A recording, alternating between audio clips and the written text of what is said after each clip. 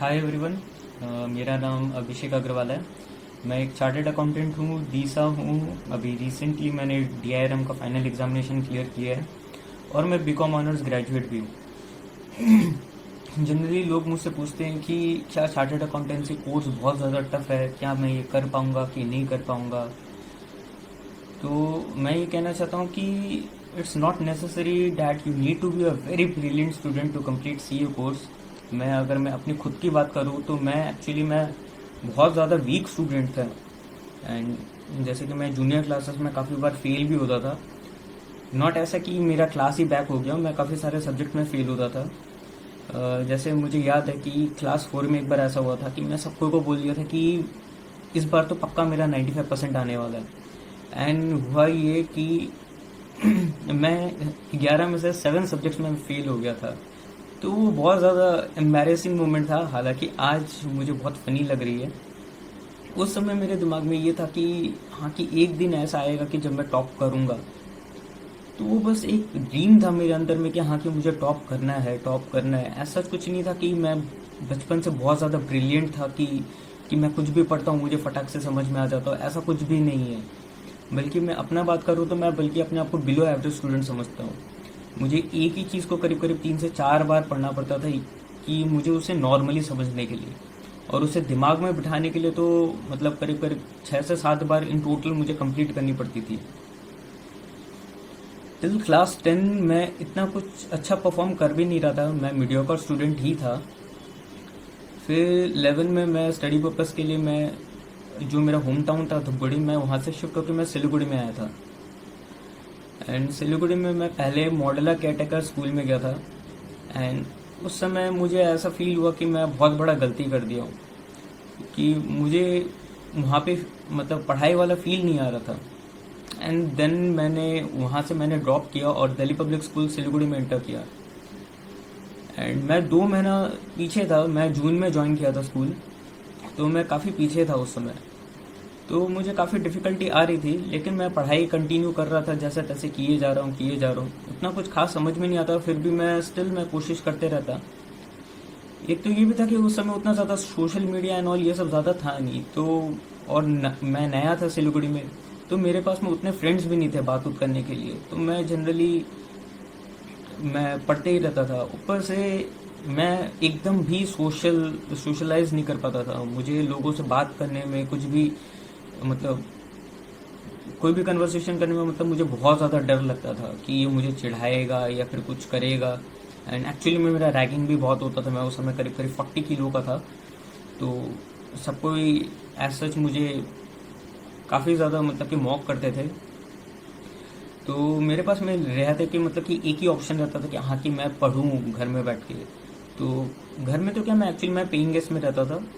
तो मैं फिर पेइंग गेस्ट में मैं ज़्यादातर मैं रूम बंद करके मैं पढ़ते ही रहता था। मेरा पढ़ाई का कुछ लिमिट नहीं रहता था, मतलब मुझे जितना टाइम मिलता मैं सिर्फ पढ़ते रहता।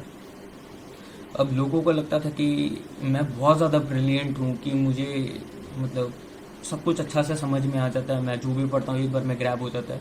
लेकिन ऐसा बिल्कुल भी नहीं था, मुझे बहुत ज़्यादा मेहनत करना पड़ता था। बल्कि वहीं मेरे जगह कुछ और लोग थे, वो लोग मेरे से आधा भी मेहनत करते तो मेरे से ज़्यादा अच्छा परफॉर्म कर लेते थे। लेकिन मैं उतना कुछ दिमाग में नहीं लाता था। मैं उस समय तक मुझे सीए कोर्स के बारे में कुछ पता भी नहीं था। क्लास 12 में जब मैं बोर्ड्स का प्रिपरेशन कर रहा था, तब मुझे एक भैया ने बताया था कि एक कोर्स है जो तुम कर सकता है। एंड हमको लगता है कि मेरे हिसाब से तुम्हारे लिए वो कोर्स सबसे बेस्ट रहेगा। एंड उन्होंने मुझे सीए का प्रोस्पेक्टस हाथ में दे दिया एंड बोला कि ये कोर्स तुम कर सकते हो, तो ये कोर्स तुम्हारे लिए बेस्ट रहेगा, ये इसमें तुम परस्यू कर लो। एंड मैंने कुछ ज़्यादा सोचा भी नहीं, मैंने उस समय वो सब साइन वाइन करके मैंने भैया को दे दिया था। फिर पता चला कि भैया ने वो सबमिट ही नहीं किया था वो फॉर्म। बाद में मैंने खुद से जाके वो सबमिट किया था, लास्ट डेट में जाके वो एंटर हुआ था मेरा सीए का फॉर्म। तब तक मेरा बोर्ड रिजल्ट भी आ चुका था। एंड बोर्ड रिजल्ट मेरा ये 91.5% आया था। एंड बिजनेस स्टडीज़ में मेरा 99 आया था। बिजनेस स्टडीज़ में मुझे मेरिट सर्टिफिकेट भी मिला था। और इसमें भी एक फ़नी चीज़ ये है कि मैं बिजनेस स्टडीज़ में काफ़ी वीक था स्कूल में। मैं पहला जो यूनिट टेस्ट था मैं उसमें फेल हो गया था। 25 में मुझे 9 मिला था। एंड मेरा टीचर बहुत ज़्यादा शॉक था कि वो मुझे देखता था कि मैं बहुत ज़्यादा मेहनत करता हूँ लेकिन फिर भी मेरा मार्क्स नहीं आता। लेकिन स्टिल उन्होंने मुझे ऑब्जर्व करते रहा। फिर प्री बोर्ड में भी ऐसा ही हो रहा था कि मुझे 70 से ज़्यादा मिल नहीं रहा है। उन्होंने एक चीज़ नोटिस किया कि मैं करीब करीब 73 मैंने ऑब्टेन किया था प्री बोर्ड में, एंड मैंने इस पेपर सिर्फ 75 मार्क्स का ही अटेंड किया था। तो उन्हें समझ में आ गया था कि मेरे में नॉलेज को लेके या डेडिकेशन को लेके कोई इशू नहीं है, इशू था कि मैं पेपर कैसे अटेंड कर रहा हूँ। कभी कभार क्या होता है ना कि हमें ये लगता है कि स्मॉल थिंग्स मैटर नहीं करती है, लेकिन in real life small things matters a lot. उन्होंने जस्ट मुझे इतना सा बोला था कि बिजनेस स्टडीज का जो पेपर होगा बोर्ड्स के टाइम में, बस तुम लास्ट क्वेश्चन से फर्स्ट क्वेश्चन को अटेंड करना। मैंने उन्हें बताया था कि मैं क्वेश्चन नंबर 1 2 3 मैं सीरियली कर रहा हूँ। उन्होंने मुझे बस इतना बोला कि इस बार सीरियली मत करना, बोर्ड्स में तुम सिर्फ उल्टा अटेंड करना। एंड मेरा स्पीड बहुत कम था, मुझे डाउट था कि मेरा पेपर कंप्लीट होगा भी कि नहीं होगा। लेकिन बोर्ड्स के टाइम में 5 मिनट पहले मेरा पेपर ओवर हो गया। एंड जब रिजल्ट आउट हुआ तो मेरा 99 आया था। तो एक छोटा सा चीज़ था जो मैंने फॉलो किया, एंड वो मेरे रिजल्ट में इतना ज़्यादा चेंजेस ले आया। अब लाइफ में क्या है ना कि हमें हमेशा खुद पे हर चीज़ को लेकर डाउट होता है कि क्या मैं कर पाऊंगा कि नहीं कर पाऊंगा। तो वैसे ही सीए कोर्स के लिए भी है कि लोगों को डाउट होता है कि क्या मैं ये कर पाऊंगा क्या नहीं कर पाऊंगा। एंड होता क्या है ना कि आपके आसपास में जितने भी दोस्त लोग होते हैं, रिलेटिव्स होते हैं, वो लोग सब आपको कन्विंस कर लेते हैं कि तुम नहीं कर पाओगे, ये कोर्स बहुत ज़्यादा टफ है। अच्छा लोग को मैंने फेल होते हुए देखा है, इसके लिए जीनियस ब्रेन चाहिए, ऐसा चाहिए वैसा चाहिए। और आप लोग भी उनके बातों में आ जाता है। लेकिन एक्चुअली में क्या होता है कि दुनिया में सब इसी तरीके से है कि आपको कन्विंस करने में लगे हुए रहते हैं कि आप नहीं कर सकते हो कोई चीज़। एंड सीए कोर्स के लिए भी वैसा ही है कि सबको आपको कन्विंस करते रहेंगे कि बहुत ज़्यादा टफ है, नहीं हो पाएगा नहीं हो पाएगा। लेकिन मेरे लिए सबसे ज़्यादा बेनिफिट क्या था कि मैं उस समय ज़्यादा सोशल मीडिया में ज़्यादा एक्टिव नहीं था। एंड मैं ना ज़्यादा किसी से बात करता था, ना मैं पूछताछ करता था। बल्कि जब मैं सीपीटी ज्वाइन किया था मुझे ये भी नहीं पता था कि सीपीटी के बाद में कोई आईपीसीसी बोल के भी कुछ है और उसके बाद में आर्टिकलशिप या फाइनल बोल के भी कुछ है। मैंने जस्ट ज्वाइन कर लिया और मैंने एक्चुअली में कुछ पता ही नहीं किया था कि मुझे और भी कोई कोर्सेज अवेलेबल है क्या, लाइक कोई सीएस है या कोई सीएफए है या एक्चुअलीज है। मैंने कुछ पता नहीं किया था। मुझे एक फॉर्म दे दिया, मैं सबमिट कर दिया मैंने वो फॉर्म को। फिर सीपीटी का मैंने एग्ज़ाम दिया था। उस समय भी मैंने कुछ खास ज़्यादा प्रिपरेशन की नहीं थी, लेकिन हालांकि 11 एंड 12 में मैं बहुत ज़्यादा मतलब कि मेहनत कर रखा था। तो सीपीटी में मोस्टली 11-12 का सिलेबस ही थे, तो मैं थोड़ा बहुत पढ़ाई किया सीपीटी एंड मेरा वो क्लियर हो गया था। मेरा 134 आया था आउट ऑफ 200। जब सीपीटी क्लियर हुआ था मुझे उसके बाद पता चला कि हाँ कि कोई आईपीसीसी बोल के भी कोई स्टेज है सीए में। अब आईपीसीसी भी जब मैंने एंटर किया तो मुझे पता नहीं था कि सीए फाइनल या आर्टिकलशिप बोल के भी कुछ है। मुझे पता आईपीसीसी है, मैंने सोचा चलो कर लो। अब यहाँ पे सबसे बेस्ट चीज़ मेरे साथ में ये हो रहा था कि मैं ज़्यादा दूर का चीज़ नहीं देख रहा था कि हाँ कि ये कोर्स 4.5 साल या 5 साल का है। मैं बस स्टेजेस में देख पा रहा था कि हाँ की सीपीटी है, इसके लिए मुझे 3 महीना प्रिपेयर करना है, ख़त्म हो जाएगा। अब मैं जब आईपीसीसी में हूँ तो मुझे पता है कि हाँ कि मुझे 10 से 11 महीना पढ़ना है तो ये ख़त्म हो जाएगा। मैं आगे का पता करने के लिए भी नहीं गया था। मेरे पास में बुक्स आया, मैं ट्यूशन्स पता करना चालू किया एंड ट्यूशन स्टार्ट कर दिया। अब मेरा यही एक था कि मैं उस समय भी मैं किसी से बात ज़्यादा करता नहीं था, मैं अकेला अकेला ही रहता था। मैं उस समय भी मैं बस पढ़ते रहता था। तो अब मेरे पास में ऐसा था कि मुझे लोगों से बात करने में बहुत ज़्यादा डर लगता था। तो मेरा डर मेरे लिए एक बेनिफिट बन गया था उस समय। मैं लोगों से बात करने की जगह इसलिए मैं मुंह छुपाने के लिए मैं बुक्स लेके बैठ जाता था। एंड उस दौरान में ये हुआ कि अब मैं मजबूरी में पढ़ना चालू कर दिया, तो मैं अब पढ़ते ही रहता हूँ। मैं करीब करीब दिन में 16 से 17 घंटा मैं आईपीसीसी के टाइम में मैं पढ़ रहा था, क्योंकि मुझे बहुत ज़्यादा डर लगता था। मैं लोगों को अपने आसपास देखता था तो मुझे बात करना एकदम भी ठीक नहीं लगता था। ये मुझे लगता था मैं जैसे ही बात करूंगा कुछ उल्टा पुल्टा बोल दूंगा तो लोग मेरा मजाक उड़ाएंगे। तो मैं एकदम ही चुप रहता था और थोड़ा दूर ही रहता था सबको से। एंड ट्यूशन्स के टाइम में भी ऐसा होता था कि मैं एकदम चुप बैठा रहता था, हालांकि क्लास ओवर होने के बाद मैं बहुत क्वेश्चंस पूछता था। एंड जो बाकी मेरे क्लासमेट्स बैचमेट्स जो थे, उन्होंने मेरा नाम क्वेश्चन बैंक, डाउट, ये सब रख दिया था। एंड मतलब वो लोग बहुत ज़्यादा इरिटेट हो जाते थे कि मैं जितना ज़्यादा क्वेश्चंस मैं पूछता था। तो 4-5 महीना तक मतलब सबको को यही लगता था कि ये कैसा है, ये बार बार क्वेश्चंस पूछते रहता है, सिर्फ पूछते ही रहता है, इसको कुछ समझ में नहीं आता है। एंड मुझे भी खुद पे बहुत डाउट होता था। मैं उस समय सोच रहा था कि क्या मैं बोथ ग्रुप देने लायक हूँ कि नहीं हूँ। मैं तो इतना वीक स्टूडेंट हूँ, मुझे तो सिर्फ एक ग्रुप देना चाहिए। क्योंकि उस समय तक मेरा लाइफ का एक ही अचीवमेंट था कि मैं लाइफ में फर्स्ट टाइम 91.5% लाया था क्लास 12 बोर्ड्स में। उसके अलावा मैं स्टडीज़ में मेरा कोई अच्छा ट्रैक रिकॉर्ड नहीं था। तो मुझे बहुत डाउट था कि मैं इस लायक हूँ कि मैं इसे अच्छा से कर पाऊंगा कि नहीं कर पाऊंगा। तो मेरे जो टैक्स के टीचर थे वो मुझे ये बोले कि तुम जिस हिसाब से पढ़ रहे हो तुम आराम से बोथ ग्रुप दे दोगे, मेरा बात मानो और दोनों ग्रुप के लिए फॉर्म साइन करके सबमिट कर दो। मैंने उनका बात मान लिया और मैं उसी हिसाब से मैं प्रिपरेशन भी स्टार्ट कर दिया था। एंड उसके बाद में हुआ ये कि मैं पढ़ते पढ़ते इतना ज़्यादा फ्रस्ट्रेट हो गया था कि मुझे अब पढ़ने का मन नहीं कर रहा था। तो उस समय मेरे एक फ्रेंड था कमलेश बोल के, मैं उसके साथ में फिर पढ़ना स्टार्ट किया। तो मैं उसके साथ में मैं क्रिकेट भी खेलता, फिर मैं पढ़ाई भी करता। मैं पढ़ाई काफ़ी कम कर दिया था उस समय, पहले तो 16-17 घंटा पढ़ाई होता था, लेकिन जब सारा ट्यूशन ओवर हो गया तो मैं उस समय करीब करीब फिर 8-9 घंटा पढ़ना स्टार्ट किया था। मैं उतना ज़्यादा भी नहीं था कि मैं दिन रात पढ़ते रहूँ, क्योंकि जैसे कि एक law of diminishing marginal utility है कि आप किसी भी चीज़ का कंटिन्यूस कंजम्पशन करते रहेंगे तो उससे एक पॉइंट तक तो आपको पॉजिटिव इफेक्ट मिलेगा, लेकिन उसके बाद ज़्यादा कंज्यूम करेंगे तो आपको नेगेटिव इफेक्ट मिलना चालू हो जाएगा। तो मेरे साथ में भी वही हो रहा था कि मैं अब जितना ज़्यादा पढ़ रहा था मुझे उतना ही ज़्यादा पढ़ाई नापसंद होने लग रही थी। तो मैं फिर क्रिकेट खेलना चालू किया और मैं थोड़ा थोड़ा करके पढ़ते रहता था। और फिर आईपीसीसी के टाइम पे जब एग्ज़ाम मेरी करीब आए तो उस समय कॉलेज के एग्ज़ाम्स भी मतलब कि काफ़ी मेरे 4 कॉलेज के एग्ज़ाम जो थे वो क्लैश हो रहे थे। तो 10 से 2 मेरे कॉलेज के एग्ज़ाम थे एंड 2 से 5 मेरे आईपीसीसी के एग्ज़ाम्स थे।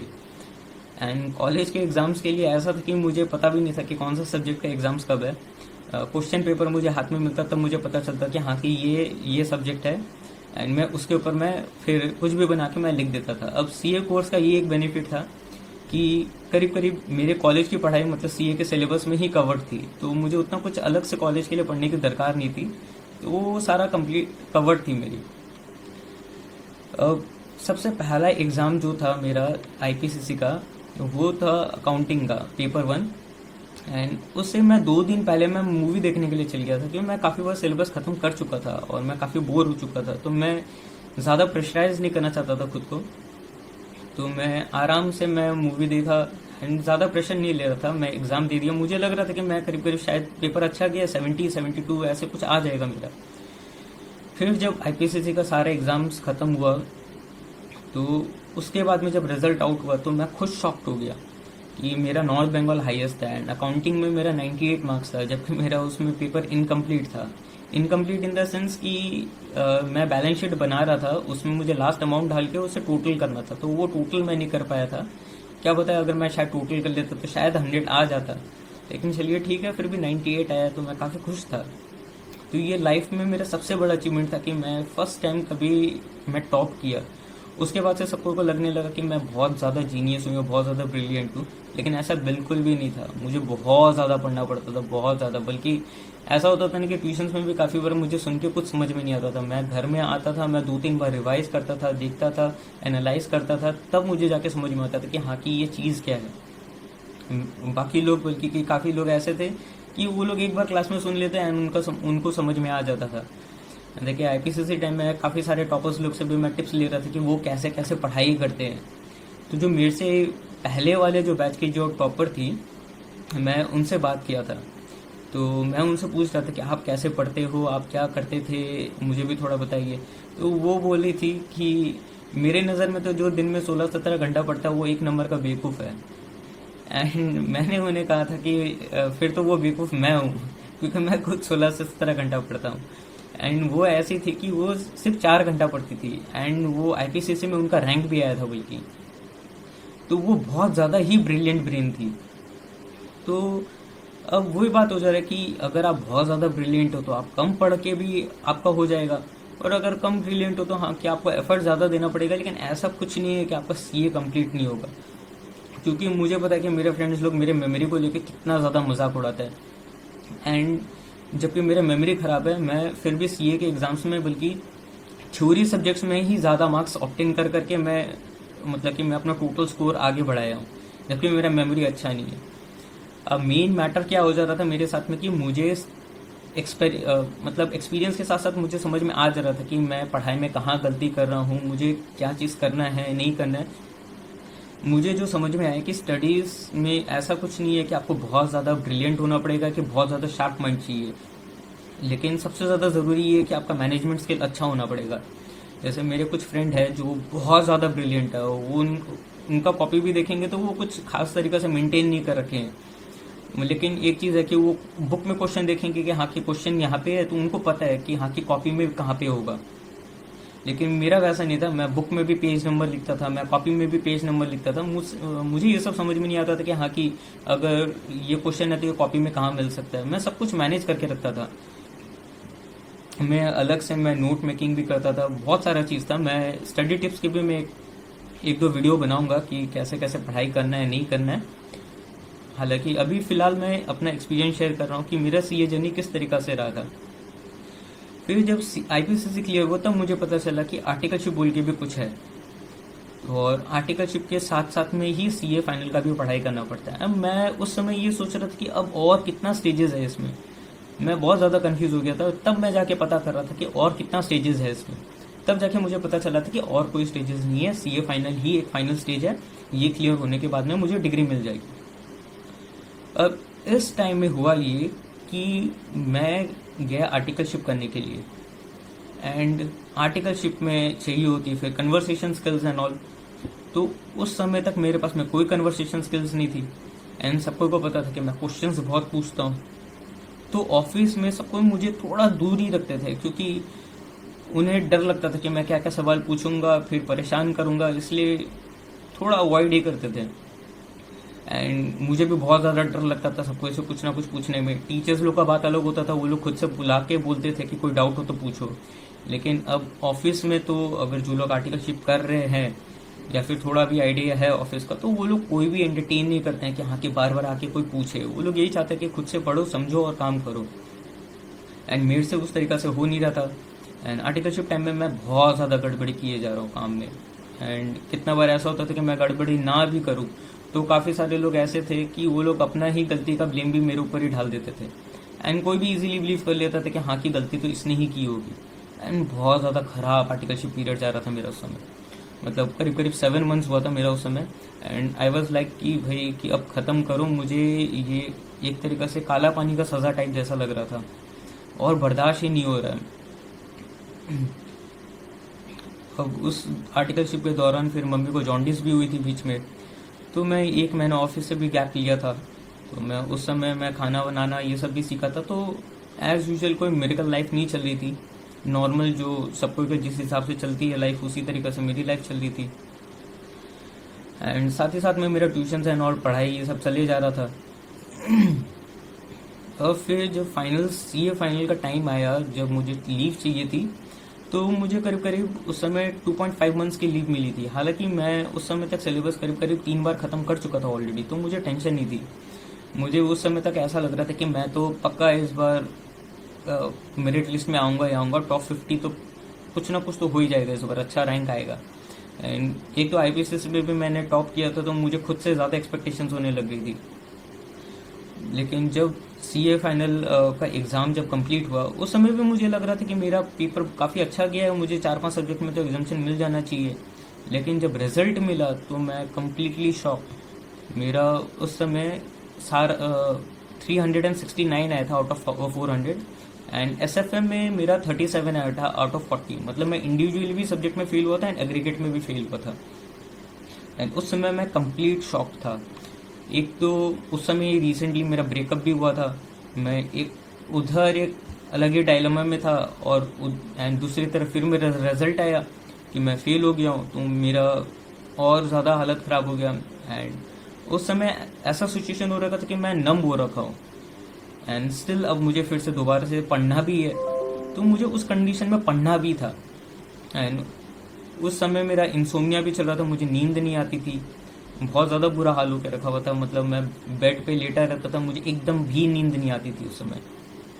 एंड मैं ऑफिस से मैं छुट्टी भी चाहता था, लेकिन ऑफिस से छुट्टी भी नहीं मिली थी उस समय। एंड उस समय मेरे साथ में यही कंडीशन थी कि मुझे 30 सितंबर तक काम करना पड़ेगा, फिर उसके बाद में मैं एग्ज़ाम के लिए प्रिपेयर कर सकता हूँ। तो 30 सितंबर तक मैं ऑफिस कंटिन्यू किया।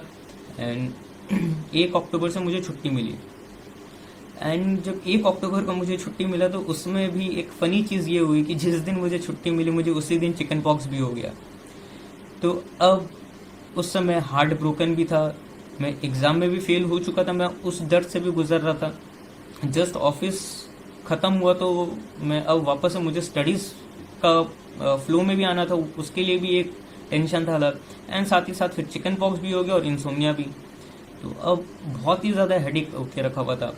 लेकिन फिर अब बस जैसे कि मैंने आपको कहा कि बहुत ज़्यादा ब्रिलियंट होने की ज़रूरत नहीं है, बहुत, लेकिन ये एक चीज़ है कि आपका मैनेजमेंट स्किल्स बहुत ज़्यादा ज़रूरी है कि आप दोबारा से अपना सारा सिलेबस क्विकली आप रिवाइज कर सको। तो मैं अपने सारे स्टडीज़ को मैंने उस हिसाब से मैनेज कर रखा था कि मुझे पता था कि कब क्या चीज़ पढ़ना है, कैसे पढ़ना है, जिससे मेरा सिलेबस दोबारा से ख़त्म हो जाए। हालांकि टू बी ऑनेस्ट मैं उस समय इतना ज़्यादा कुछ खास कॉन्फिडेंट नहीं था कि हाँ कि मेरा एग्ज़ाम क्लियर हो जाएगा, लेकिन स्टिल बस ये होप था कि अगर मैं एग्ज़ाम दे रहा हूँ तो अब इसका मतलब ये नहीं कि मैं ये मान के चलूँ कि मैं फ़ेल हूँगा। जब तक मैं लड़ रहा हूँ तब तक मैं कोशिश करूँगा कि हाँ कि मुझे लड़ना ही है।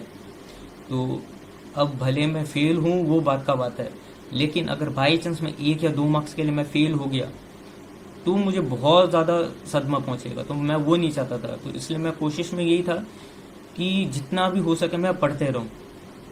तो अगेन मैं जैसे कि आईपीसीसी में भी कमलेश के साथ पढ़ा था, एंड फिर फाइनल में अगेन मैं अपने लक्की चार्म जो मेरे जो फ्रेंड है कमलेश, में उसके साथ पढ़ना चालू किया। एंड फिर बस वही कि मैं जैसे तैसे कर करके हालांकि इतना कुछ पॉजिटिव साइंस मुझे मिल नहीं रही थी एग्ज़ाम देने के बाद भी, लेकिन स्टिल मैं कंटिन्यू कर रहा था कि मैं सोच रहा था कि अगर मैं बीच में गिव अप कर दूंगा, बाई चांस 1-2 मार्क्स के लिए फेल हो गया, तो मैं शायद खुद को कभी माफ़ ना कर सकूं। तो मैंने फिर जैसे तैसे कर करके मैं पढ़ते रहा और सारे एग्ज़ाम्स मैंने ख़त्म कर दी। एंड हालांकि जब मेरा एग्ज़ाम ख़त्म हो गया तब मैं पेसिमिज्म मोड में आ गया था कि मुझे लग रहा था कि हाँ कि मैं शायद फेल हो सकता हूँ। तो मैं नेक्स्ट डे से फिर से पढ़ना चालू कर दिया था कि मुझे लग रहा था कि हाँ कि अब मैं फेल हो जाऊँगा, तो अब थर्ड अटेम्प्ट में तो पक्का पास होना है। मैं पढ़ रहा हूँ, मैं डेली पढ़ रहा हूँ अभी भी। जब रिजल्ट आया मैं उस दिन मूवी देखने के लिए गया था, वज़ीर मूवी। एंड मैं जब मूवी देख रहा था मैं बहुत ज़्यादा अजीब सिचुएशन हूँ, क्योंकि मैं जब मूवी देख रहा था मैं ये सोच रहा था कि मैं मोबाइल उस समय डेटा पैक ऑफ कर रखा हूँ, मोबाइल भी स्विच ऑफ कर रखा हूँ, लेकिन ये सोच के कि मैं फेल तो हो जाऊँगा तो मूवी क्यों ख़राब करूँ, मूवी तो देख लूँ कम से कम। लेकिन फिर जब मैं स्विच ऑफ कर रखा हूँ तो मुझे वैसे भी चैन नहीं मिल रही है, मैं मूवी में कॉन्सेंट्रेट नहीं कर पा रहा हूँ।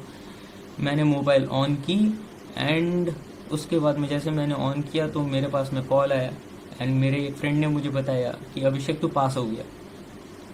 एंड तब जाके मेरा सीए का जर्नी जो था वो ओवर हुआ। एंड ऐसा कुछ था नहीं कि मैंने बहुत ज़्यादा हाई मार्क्स लाया, मैं 407 मार्क्स लाया था।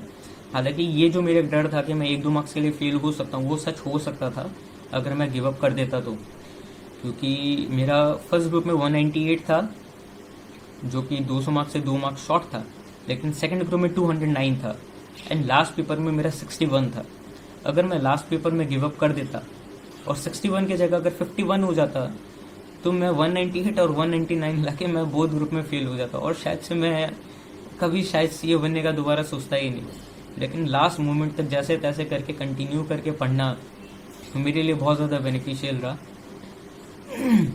हालांकि काफ़ी सारे ऐसे लोग भी हैं जो लोग मुझे जानते हैं कि हाँ कि मेरा मेमोरी बहुत ज़्यादा ख़राब है, एंड वो लोग मुझे आज भी पूछते हैं कि भाई कि तेरा डिग्री खरीदा हुआ है क्या।